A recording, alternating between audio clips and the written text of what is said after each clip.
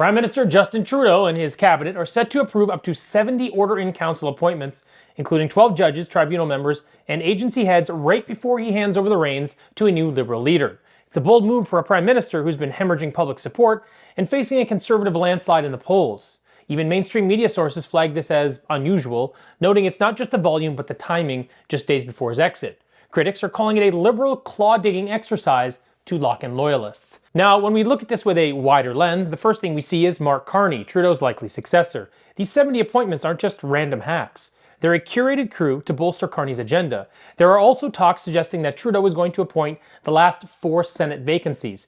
To note, he's already filled 10 seats in February, bringing his total Senate appointment to 94 of the 105 Senate seats, or 90% of all senators, which could jump to 93% if he makes this move. Appointing senators, judges, and agency heads who share Trudeau and Carney's vision will tie the Conservatives' hands even if Pierre Poilievre sweeps the next election. So this isn't just patronage, it's a chess move to cement Trudeau's progressive stamp beyond his tenure. Now, the second thing we see with this wider lens is across the border. Trump's tariffs on Canadian goods kicked in this week, with exemptions unraveling pretty fast. But while Trudeau scrambles to counter this, he's still making time to push through these appointments. Now, why would he do that?